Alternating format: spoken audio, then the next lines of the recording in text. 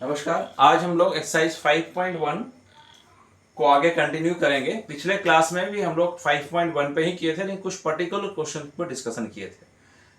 पिछले क्लास में हम लोग किए थे कि फंक्शंस का कंटिन्यूटी चेक करना किसी एक पर्टिकुलर पॉइंट पे। ठीक है, हो सकता है वो पॉइंट्स एक से ज्यादा भी हो, कि कोई फंक्शन दिया रहता था, आपको 2 पे चेक करने बोलेगा, 3 पे चेक करने बोलेगा, 1 पे चेक करने बोलेगा, लेकिन मेंशन्ड पॉइंट पे फंक्शन का कंटिन्यूटी चेक किया जाता था। कोई पॉइंट मेंशन है, आपको वहां कंटिन्यूटी चेक करना है। आज जो हम लोग क्वेश्चन डिस्कस करेंगे उसमें कोई एक पर्टिकुलर पॉइंट मेंशन नहीं होगा, बल्कि फंक्शंस के पूरे डोमेन पे कंटिन्यूटी उसका चेक करना होगा। तो इसी सिलसिले में आज हम लोग क्वेश्चन स्टार्ट करते हैं 5.1 का क्वेश्चन नंबर 6 से। ठीक है, क्योंकि सारा क्वेश्चन हम लोग कंटिन्यूएशन पे नहीं कर रहे हैं, एक टाइप का क्वेश्चन एक साथ करेंगे। तो आज हम लोग क्वेश्चन नंबर 6 में करेंगे। तो 6 में फंक्शन देखिए कैसे डिफाइंड है। f(x) equal to 2x plus 3 when x is less than equal to 2 और 2x minus 3 when x is greater than 2। अब गौर से इस फंक्शन को देखिए, तो अपने पूरे डोमेन में फंक्शन एक ही जैसा वैल्यू, मतलब एक जैसा डिफाइंड नहीं है।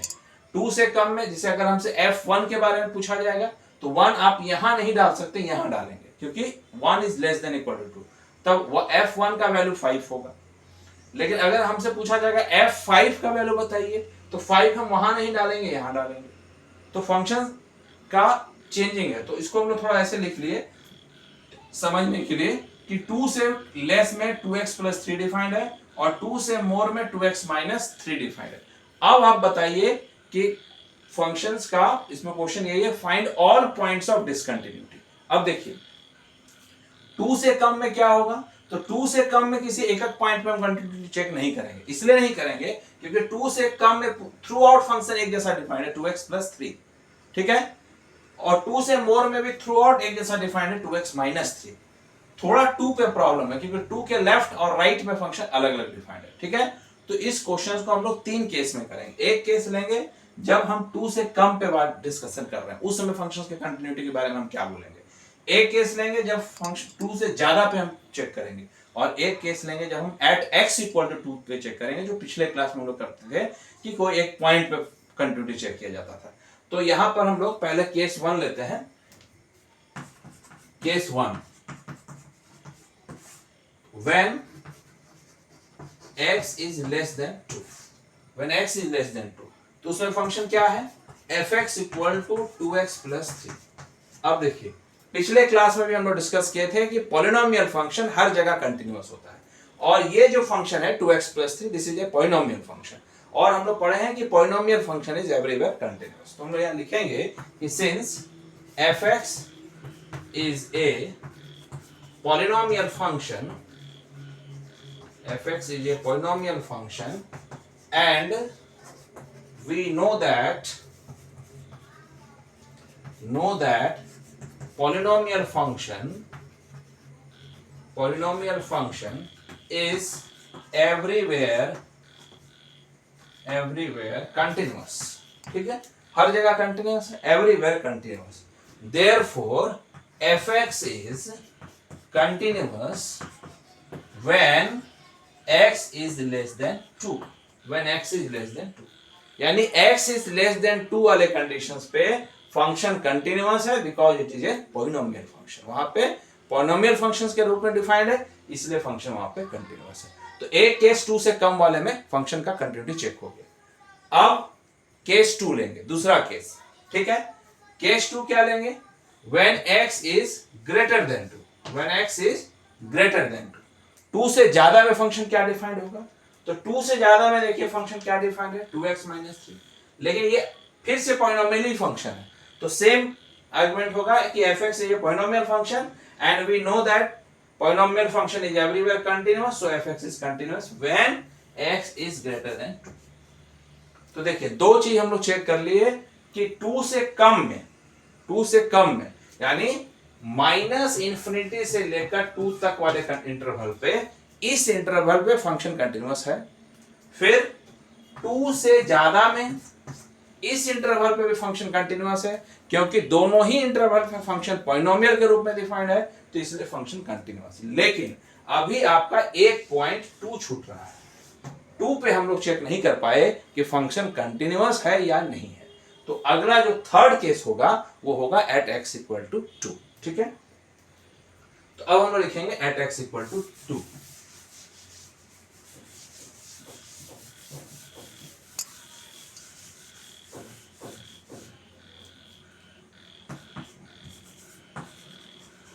Case 3 at x equal to 2।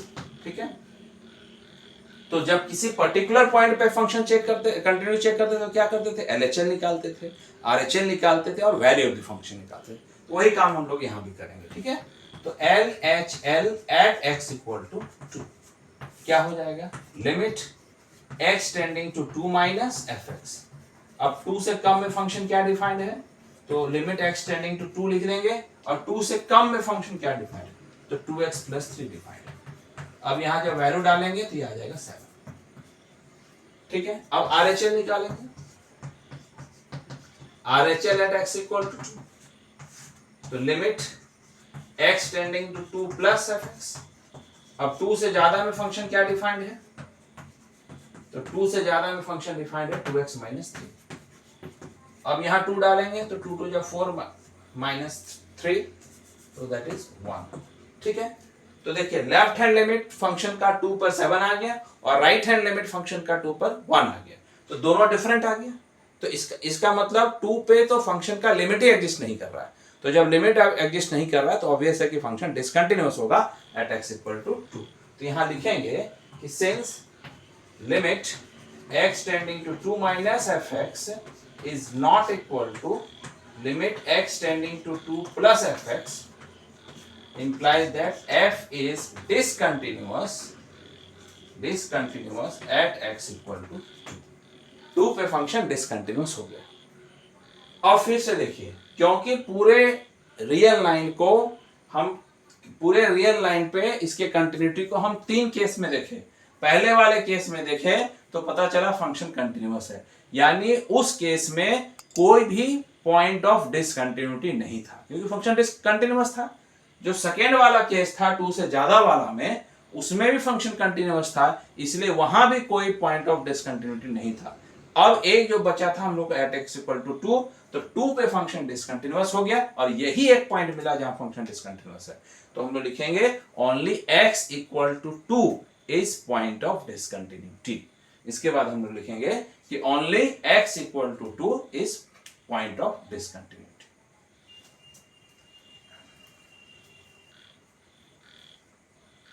Next question,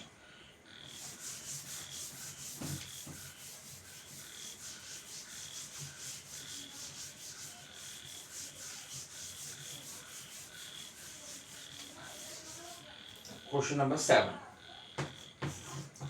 fx equal to mod x plus 3 when x is less than minus 3, less than equal to minus 3, minus 2x when minus 3 less than x less than 3, और 6x plus 2 when x is greater than equal to 3। अब यहां पे function का हम लोग को continuity check करना है। ठीक है, तो देखिए -3 एक पॉइंट है, 3 एक पॉइंट, तो -3 से कम में mod x प्लस 3 के फॉर्म में डिफाइंड है, -3 से 3 के बीच में -2x के फॉर्म में डिफाइंड है, और 3 से ज्यादा में 6x प्लस 2 के फॉर्म में डिफाइंड है। तो आपको खुद दिख रहा होगा कितना केस होगा। एक केस होगा जब इस इंटरवल में फंक्शन कंटिन्यूटी चेक होगा, एक केस होगा जब इस इंटरवल पे फंक्शन का कंटिन्यूटी चेक करेंगे, और एक केस होगा कि जब हम इस फंक्शन इंटरवल पे फंक्शन का कंटिन्यूटी चेक करेंगे। ठीक है, ये 3 केस हुआ, अभी भी 2 केस बाकी है। ये जो पॉइंट है, इस पॉइंट के लेफ्ट और राइट में फंक्शन अलग अलग तरह से डिफाइंड दिख रहा है। ठीक है, इसलिए हम लोग को इस पॉइंट पे भी फंक्शन का कंटिन्यूटी चेक करना पड़ेगा, उसी तरह 3 पे भी कंटिन्यूटी चेक करना पड़ेगा। यानी हम लोग इस क्वेश्चन को 5 केस में सॉल्व करेंगे। ठीक है, और उसके बाद देखते हैं कौन कौन पॉइंट ऑफ डिसकंटिन्यूटी आता है। तो case 1 when x less than -3, so fx is equal to mod x plus 3। अब देखिए हम लोग पढ़े हैं कि मॉडुलस फंक्शन कंटिन्यूअस फंक्शन होता है, और 3 क्या है, कांस्टेंट फंक्शन है। सो constant function is also continuous, जो पिछले क्लास में हम पढ़े थे, polynomial function, constant function, sine function, cosine functions, ठीक है, ये सब कंटिन्यूअस फंक्शन होता है, एक्सपोनेंशियल फंक्शन, ठीक है, तो वो ध्यान रखना है। तो यहां के बाद हम लोग लिखेंगे we know that modulus function and constant function are both continuous functions, ठीक है। Also sum of two continuous function is also continuous, implies that fx is continuous, when x less than minus 3, when x less than minus 3,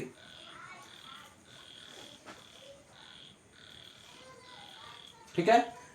तो इस case में जब x less then minus 3 है, उस case में function continuous हो गया, क्योंकि इसमें ये जो फंक्शन डिफाइंड है यहाँ दो चीज का सम है, एक मॉडुलस है, एक कांस्टेंट फंक्शन, और दोनों फंक्शन कंटिन्यूअस होता है। और सम, डिफरेंस, प्रोडक्ट, कोसेंट, उसमें केवल डिनोमिनेटर जीरो नहीं होना चाहिए। Of two continuous function is also continuous. So since modulus function is continuous, constant function is continuous, and therefore sum of two continuous function is continuous, therefore fx will be continuous when x is less than minus 3, ठीक है। अब हम लोग जो दूसरा case लेंगे, इस point पे हम लोग बाद में डिस्कशन कर लेंगे। अब अगला केस लेते हैं कि जब x -3 से 3 के बीच में, ये हमारा केस नंबर 2 होगा, ठीक है। when x -3 से 3 के बीच में, जब x -3 से 3 के बीच में, तो फंक्शन कैसे डिफाइंड है? फंक्शन डिफाइंड है -2x के फॉर्म में, ठीक है। और this is again A polynomial function, -2x ये भी पॉलिनोमियल फंक्शन है। तो यहां लिखना है this is a polynomial function, this is a polynomial function, this is a polynomial function, and we know that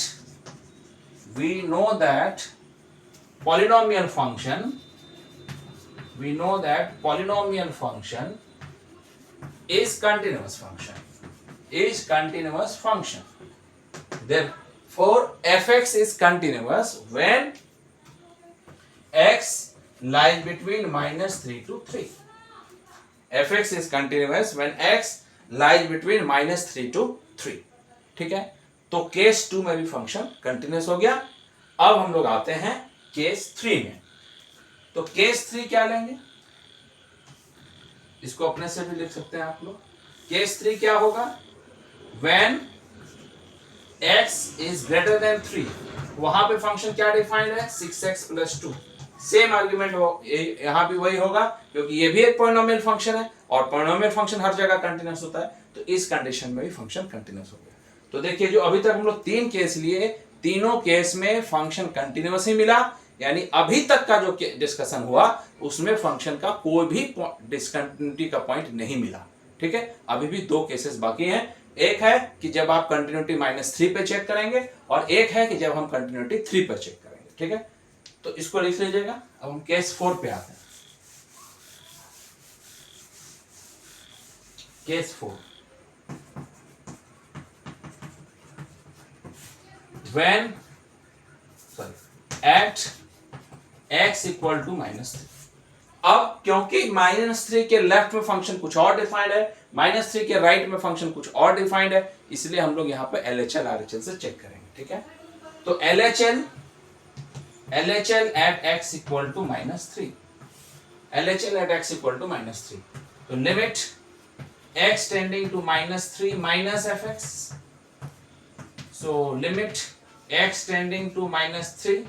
हाँ, अब हम इसमें बताए थे कि जब -3 माइनस है, आप x टेंडिंग टू -3 कर दिए, तो -3 से कम में क्या फंक्शन है वो देख लीजिए, ठीक है। तो क्या है? mod x + 3। लेकिन जब x टेंडिंग टू -3 माइनस है, इसका मतलब हम लोग -3 की तरफ टेंड्स कर रहे हैं, लेकिन उसके लेफ्ट हैंड साइड से टेंड्स कर रहे हैं। तो जब आप -3 की तरफ उसके लेफ्ट हैंड साइड से टेंड्स कीजिएगा तो ऑब्वियसली है कि आपको x नेगेटिव भी मिलेगा, और अगर x नेगेटिव मिलेगा तो mod x का वैल्यू -x होगा। -x का मतलब नेगेटिव नहीं हुआ, -x का मतलब क्योंकि x खुद नेगेटिव है और मॉडुलस का काम है एब्सोल्यूट वैल्यू मतलब उसको पॉजिटिव बनाना, तो पॉजिटिव कैसे बनेगा, उसमें एक और नेगेटिव लगाना पड़ेगा। ठीक है, तो उस कंडीशन में हम लोग यहां इसको लिखेंगे -x + 3। इसको ध्यान रखिए, मॉडुलस x को हम -x लिखें, ठीक है, क्योंकि x टेंडिंग टू -3 -x। अगर यहां पर, ठीक है, x टेंडिंग टू -3 तो ये हो गया। अब इस पे हम लोग जब वैल्यू पुट करेंगे तो ये 3 + 3 तो ये 6 हो जाएगा। 3 + 3 6, ठीक है। -3 माइनस का मतलब -3 से एकदम जितना कम से कम लेफ्ट साइड में हो तो नेगेटिव ही मिलेगा। अगर यहाँ -3 प्लस भी होता तो नेगेटिव ही मिलता, क्योंकि -3 यहाँ है। अब -3 प्लस का मतलब हुआ you are approaching towards -3 from right hand side and very near to x -3। तो जब -3 के बहुत नजदीक होंगे तो ऑब्वियसली वो भी नेगेटिव ही नंबर मिलेगा। तो दोनों कंडीशन में -x डिफाइंड होता है। अब यहाँ पर हम जब x = -3 डालेंगे तो माइनस ऑफ -3 3 हो गया, 3 + 3 6 हो गया। तो -3 पे इसका LHL वैल्यू 6 आया। अब हम इसका RHL देखते हैं। RHL at x = -3,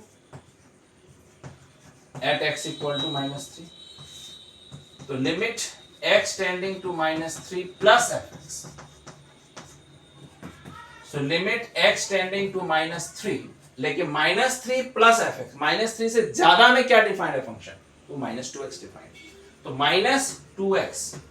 अब यहां x = -3 डालेंगे तो -2 × -3 ये 6 हो गया। तो अभी तक देखिए लेफ्ट हैंड लिमिट और राइट हैंड लिमिट दोनों सेम आ चुका है -3, ठीक है। अब हम लोग वैल्यू ऑफ द फंक्शन निकालेंगे, ठीक है। तो वैल्यू ऑफ द फंक्शन के लिए अभी हम यहां पे फिलहाल कर देते हैं वैल्यू ऑफ द फंक्शन, यानी f of -3। So what will be f of -3, तो f of -3 क्या है, लेस देन इक्वल टू -3 है, इक्वल टू इसी में इंक्लूडेड है, यानी -3 पे भी यही डिफाइंड है। तो क्या हो जाएगा, -3 पे मॉडुलस +3, तो क्या हो जाएगा 3 + 3, ये क्या हो गया 6। तो देखिए तीनों में सेम आ गया, तो इसका मतलब -3 पे फंक्शन कंटिन्यूअस हो गया, ठीक है।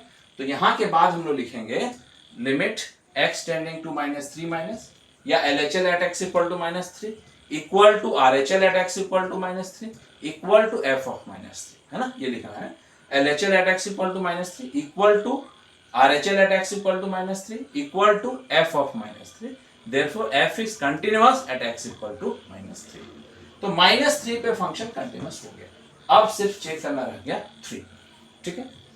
तो 3 लास्ट केस इसका,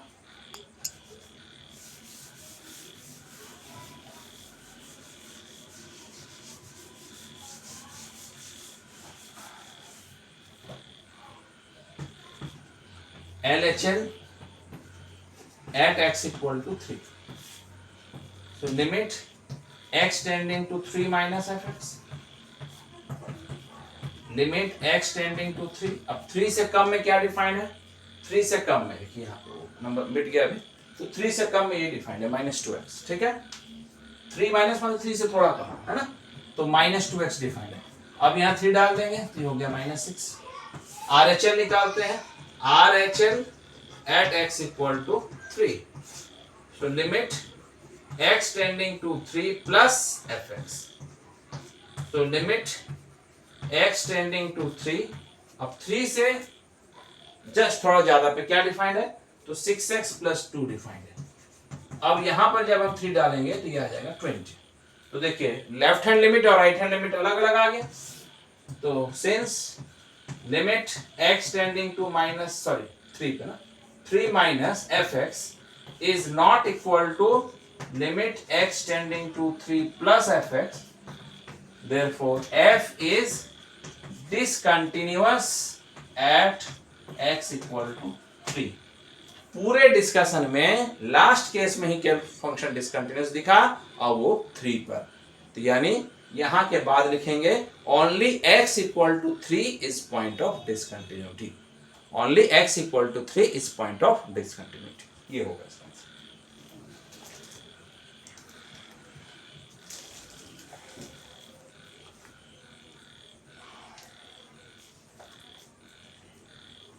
नेक्स्ट क्वेश्चन, क्वेश्चन नंबर 8।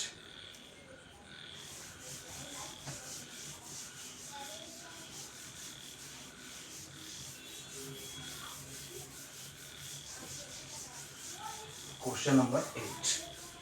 तो एफ एक्स इक्वल टू, इसमें डिफाइंड है 8 number, f x equal to modulus x by x if x is not equal to 0 and 0 if x equal to 0। ठीक है, यहां पे defined है modulus x by x if x is not equal to 0 and 0 when x equal to 0। ठीक है, तो देखिए 0 पे, जहां पे 0 नहीं है वहां पे ये डिफाइंड है। ठीक है, तो थोड़ा इसको फिर से नंबर लाइन में समझ लें। तो 0, देखिए 0 से कम में भी यही डिफाइंड है मॉडुलस बाई x, और 0 से ज्यादा में भी यही डिफाइंड है मॉडुलस बाई x। 0 पे कुछ और डिफाइंड है। ठीक है, 0 पे 0 डिफाइंड है। खैर, अब हम लोग यहां लिखेंगे LHL at x equal to 0। Sorry, LHL, अभी पहले हम लोग इस केस में फंक्शन को देखेंगे, फिर उस केस में फंक्शन को देखेंगे। केस 1, ठीक है, व्हेन x लेस देन 0। तो एफ एक्स इक्वल टू, इसको डायरेक्ट भी समझ सकते हैं। एफ एक्स क्या होगा, देखिए अगर x का वैल्यू 0 से कम आया तो क्या डिफाइंड होगा, मॉडुलस बाय x, और मॉडुलस x क्या हो जाएगा, माइनस एक्स बाय एक्स। क्योंकि मॉड x 0 से कम के केस में -1 माइनस एक्स, तो माइनस एक्स बाय एक्स, तो क्या डिफाइंड हो जाएगा ये -1, और this is A constant function. ठीक है, constant function, so F x will be continuous. ठीक है, एफ एक्स हो जाएगा माइनस एक्स बाई एक्स, और -1 आया ये कट के, तो ये कांस्टेंट फंक्शन है, so this will be a constant, sorry continuous function. यानी इस केस में फंक्शन कंटिन्यूअस हो गया 0 से लेस वाले कंडीशन में। केस 2 लेंगे, when x is greater then 0, तो यहां भी जो fx डिफाइंड होगा, क्योंकि 0 से बड़ा है इसलिए वहां पे मॉडुलस x डिफाइंड होता है। ठीक है, तो x by x, again this is 1, this is also a constant function, तो यहां पर भी फंक्शन कंटिन्यूअस हो गया। यानी इधर भी फंक्शन कंटिन्यूअस है, इधर भी फंक्शन कंटिन्यूअस। अब क्या है, एक पॉइंट सिर्फ 0 छूट रहा है, जहां पे भी हम कंटिन्यूटी चेक नहीं किए। ये दोनों केस में मतलब 0 से लेफ्ट वाले पोर्शन में फंक्शन कंटिन्यूअस मिला, 0 से मोर वाले फंक्शन में भी फंक्शन कंटिन्यूअस मिला। ठीक है, अब हम लोग चेक करेंगे व्हेन x इक्वल टू 0, मतलब sorry at x equal to 0 पे फंक्शन का कंटिन्यूटी क्या होगा। तो case 3, at x equal to 0, L limit x tending to 0 minus f x, क्या हो जाएगा, लिमिट x टेंडिंग टू 0, और 0 माइनस मतलब मॉडुलस x क्या डिफाइंड होगा, माइनस एक्स बाई एक्स। ये तो पहले ही कट के -1 हो गया, तो ये हो गया लेफ्ट -1, और RHL at x equal to 0, यहाँ लिख लेना है LHL at x equal to 0। ठीक है, तो ये हो जाएगा limit x tending to 0 plus f x, तो क्या हो जाएगा, लिमिट x टेंडिंग टू 0, और 0 प्लस का मतलब क्या हुआ, मॉडुलस x, तो x बन जाएगा, तो x बाय x, तो क्या हो जाएगा 1। ठीक है, तो देखिए लेफ्ट हैंड लिमिट -1 आया 0 पे, और राइट हैंड लिमिट 1 आ गया, यहीं पे दोनों डिफरेंट आ गया। तो since limit x tending to 0 minus f x is not equal to limit x tending to 0 plus f x, ठीक है, so f is discontinuous at x equal to 0, therefore f will be discontinuous at x equal to 0। तो 0 पे function discontinuous हो, यहां भी फिर वही लिखेंगे, only x equal to 0 is point of discontinuity।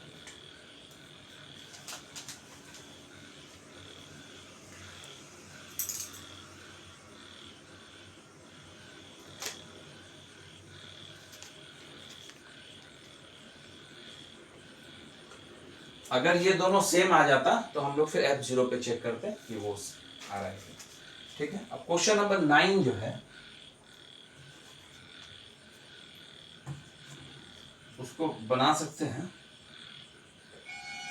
इसमें है x लेस देन 0 वाले कंडीशन पे है x बाई मॉड x, और 0 से ग्रेटर पे कंडीशन पे फंक्शन डिफाइंड है -1। तो देखिए अब 0 से कम का जब लेंगे तो फिर mod x x minus x के रूप में डिफाइंड होगा, तो x by minus x minus one, तो कांस्टेंट फंक्शन, इस कंडीशन पे कंटिन्यूस फंक्शन कंटिन्यूस हो जाएगा, कांस्टेंट। जीरो से ज्यादा पे भी माइनस वन ही है तो खुद वो भी कांस्टेंट फंक्शन है, इसलिए वहां पे भी कंटिन्यू। अब जीरो पे देखिए, तो जीरो पे जब चेक करेंगे तो इसका एलएचएल क्या आएगा, x बाई माइनस एक्स, तो माइनस वन। आरएचएल क्या आएगा, माइनस वन ही है, और जीरो पर भी फंक्शन क्या डिफाइंड है, माइनस वन, यानी यहां तीनों में माइनस वन आ गया, तो जीरो पर भी फंक्शन डिसकंटिन्यूअस नहीं हुआ, यानी इस क्वेश्चन में फंक्शन का कोई पॉइंट ऑफ डिसकंटिन्यूटी है ही नहीं। गौर से देखिए इस question.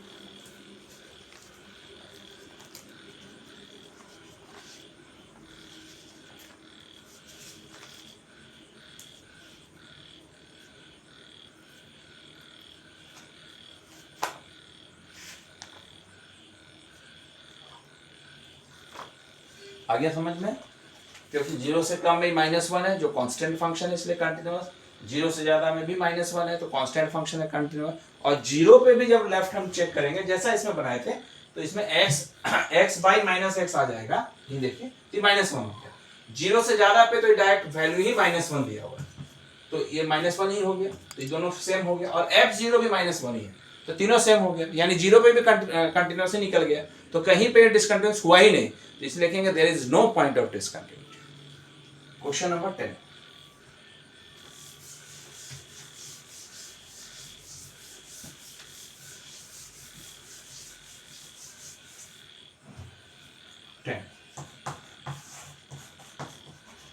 fx equal to x plus 1 when x is greater than equal to 1 और x square plus 1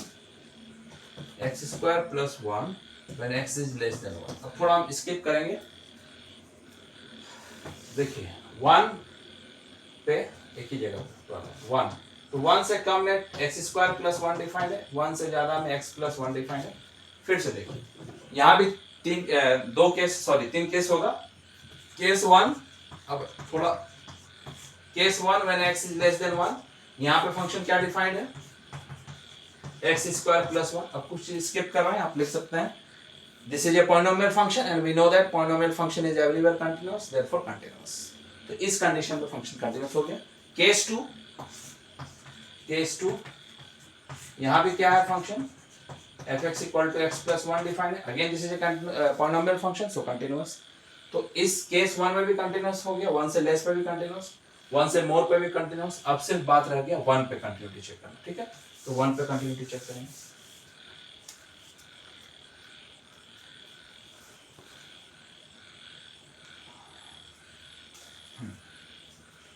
तो case 3 at x equal to 1, तो LHL at x equal to 1, so limit x tending to 1 minus fx, तो क्या हो जाएगा, limit x tending to 1, और 1 से कम में क्या डिफाइन है, x स्क्वायर प्लस 1, यहाँ डालेंगे तो आंसर 2 ही आएगा, ठीक है। RHL at x equal to 1, so limit x tending to 1 plus fx, तो 1 से ज्यादा में क्या डिफाइंड है, 1 से ज्यादा में भी ये डिफाइंड है x प्लस 1, तो यहाँ डालेंगे तो ये भी हो गया 2, ठीक है। और F1 पर 1 पे भी क्या less greater than equal to 1 यही है, तो 1 प्लस 1 ये भी 2 हो गया, देखिए तीनों सेम आ गया, यानी 1 पे भी फंक्शन कंटिन्यूअस हो गया, तो यानी ये कहीं पे भी डिसकंटिन्यूअस नहीं हुआ, तो इसमें भी होगा there is no point of discontinuity.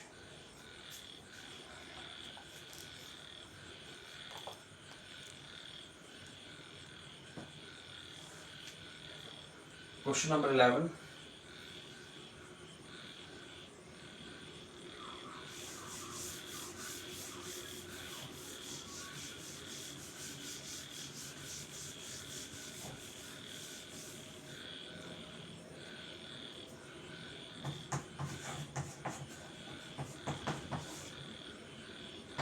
x cube minus 3 when x is less than equal to 2, x square plus 1 when x is greater than 2। फिर से देखिए केस 1, अब ऐसे ही हम जाते जा रहे हैं, case 1 when x less than 2 होगा इस कंडीशन पे, case 2 when x greater than 2 होगा, और case 3 at x equal to, यही पे हमको 3 जगह चेक करना। तो फिर देखिए लेस देन 2 पे x cube minus 3 polynomial function continuous, x greater than 2 में x square plus 1 polynomial function continuous. अब एट x इक्वल टू 1 तो हम लोग क्या बनाएंगे, LHL at x equal to 2, तो क्या हो जाएगा, limit x tending to 2 minus fx, तो 2 से कम में क्या डिफाइंड है, ठीक है 2 से कम में x क्यूब माइनस 3, तो 2 डालेंगे तो 8 माइनस 3 5 हो जाएगा। RHL at x equal to 2, ठीक है, limit x tending to 2 plus fx, तो लिमिट x टेंडिंग टू 2, अब 2 से ज़्यादा में क्या डिफाइंड है, तो x स्क्वायर प्लस 1, यहाँ डालेंगे 4 प्लस 1 तो 5, यहाँ में 5 हो गया, एंड F2 पे यहीं आएगा, तो 8 माइनस 3 तो दिस इज 5, सेम आ गया। तो लिमिट x टेंडिंग टू मतलब LHL at x equal to 2 equal to RHL at x equal to 2 equal to F2, so F is continuous at x equal to 2। तो देखिए जो बाकी पहला 2 केस था उसमें कंटिन्यूअस था ही, केस 3 में भी कंटिन्यूअस मिल गया, इसलिए यहाँ भी there is no point of discontinuity.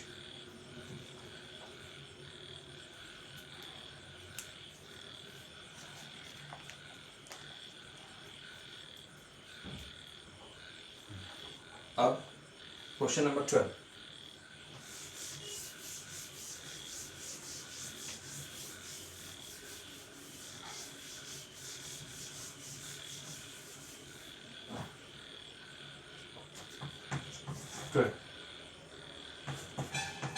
fx equal to x का पावर 10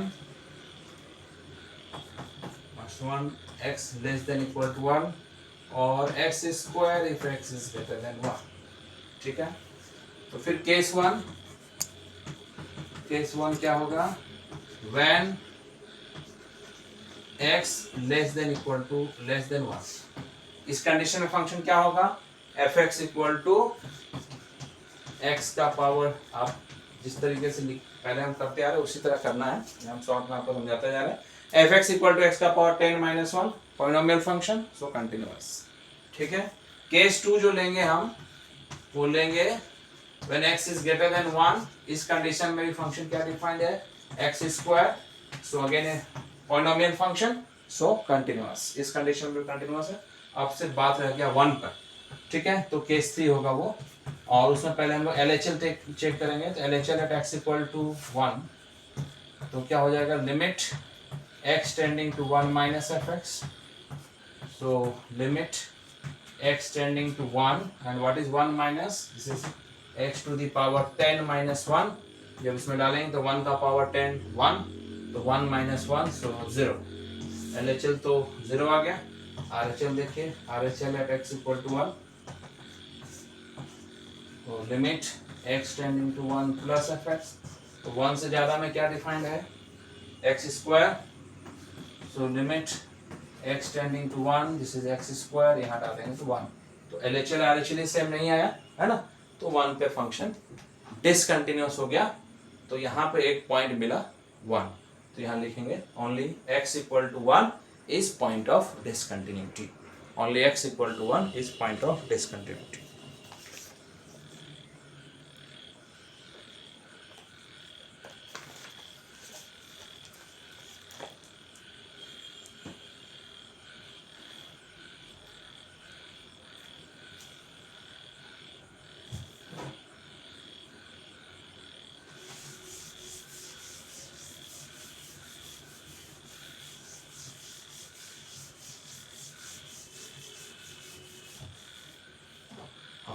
अब देखिए अभी तक जो हम लोग क्वेश्चन किए 5.1 का,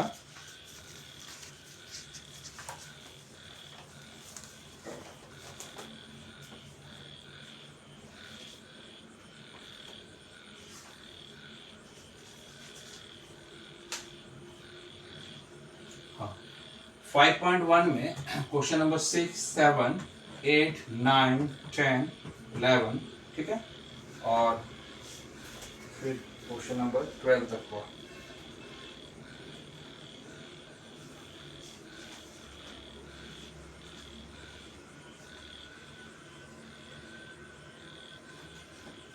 ट्वेल्थ, ठीक है।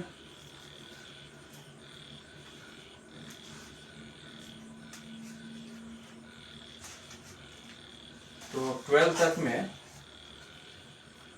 6 में एक पॉइंट मिला डिसकंटिन्यूटी का, 7 में भी एक पॉइंट मिला था डिसकंटिन्यूटी का, 8 में भी एक पॉइंट मिला था डिसकंटिन्यूटी का, 9 में नहीं मिला, फिर 10 में भी नहीं मिला और 11 में भी नहीं मिला, लेकिन 12 में फिर मिला, ठीक है। ये क्वेश्चन का हम लोग जो आज डिस्कशन किए उसका यही समरी था कि हम लोग को इतने पॉइंट पे, इतने क्वेश्चंस में कोई कोई पॉइंट तो डिसकंटिन्यूटी वाला मिला, ठीक है।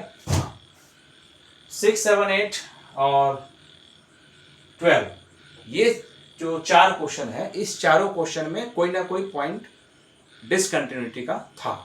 लेकिन ये 3 क्वेश्चन देखिए 9, 10 और 11, इसमें कोई पॉइंट ऑफ डिसकंटिन्यूटी मिला ही नहीं। और हम लोग चेक कहां कर रहे थे? फंक्शंस के पूरे डोमेन पे हम लोग चेक कर रहे थे कि कहीं कोई पॉइंट ऑफ डिसकंटिन्यूटी मिल जाए। लेकिन पूरे डोमेन में चेक करने के बावजूद कहीं भी पॉइंट ऑफ डिसकंटिन्यूटी नहीं मिला। इसलिए ये तीनों क्वेश्चन में जो फंक्शंस डिफाइन था वो ये तीनों वाले से थोड़ा डिफर इस मामले में है कि अगर हम ये क्वेश्चंस का ग्रुप बना दे, so this is not continuous function in their respective domain. अपने डोमेन पे वो फंक्शन कंटिन्यूअस नहीं कहलाएगा, क्योंकि पूरे डोमेन में एक पॉइंट मिल गया जहां पे फंक्शन डिसकंटिन्यूअस था। लेकिन ये तीनों क्वेश्चन ऐसा था जहां पे ऐसा कोई पॉइंट नहीं मिला डिसकंटिन्यूटी का, इसलिए ये तीनों फंक्शंस कंटिन्यूअस फंक्शंस के श्रेणी में चला गया। यानी ये फंक्शंस कंटिन्यूअस फंक्शन वाले कैटेगरी में है। सीधा इस फंक्शन को लिख सकते हैं, this function is a continuous function. अब जब ये तीनों फंक्शंस का ग्राफ बनाएंगे तो पता चलेगा कहीं भी ब्रेकेज नहीं मिलेगा। भले फंक्शंस किसी पॉइंट के लेफ्ट राइट में अलग अलग वे में डिफाइंड हो, लेकिन जब उसका ग्राफ बनेगा तो फंक्शंस कनेक्टेड ही मिलेगा, ग्राफ कनेक्टेड मिलेगा। तो ये तीनों फंक्शन कंटिन्यूअस फंक्शन का ग्राफ हुआ, और बाकी जो है वो कंटिन्यूअस का फंक्शंस का एग्जांपल नहीं है। तो अब जो हम लोग के पास क्वेश्चन है, जो नेक्स्ट क्वेश्चंस है वो है क्वेश्चन नंबर 13, क्वेश्चन नंबर 13, 14, 15 और 16, ये 4 क्वेश्चंस जो है, ठीक है। इस पे चेक करना है, discuss the continuity of the function where f is defined as this, ठीक है। तो इसको हम लोग नेक्स्ट क्लास में डिस्कस करेंगे, लेकिन इसमें आप अपना होमवर्क कर सकते हैं कि यहां भी फंक्शन उसी तरह से डिफाइंड है, अलग अलग इंटरवल पे अलग अलग तरीके से फंक्शन को डिफाइन किया गया है। तो अलग अलग केसेस के हिसाब से आप देखिए कि क्या कहीं भी पॉइंट ऑफ डिसकंटिन्यूटी मिल रहा है। अगर नहीं मिल रहा होगा तो वो फंक्शन कंटिन्यूअस फंक्शन कहलाएगा। तो यहाँ पे सिर्फ क्वेश्चन यही है कि discuss the continuity of the function.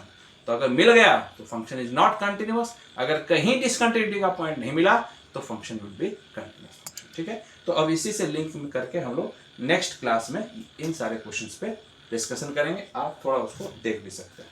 Thank you.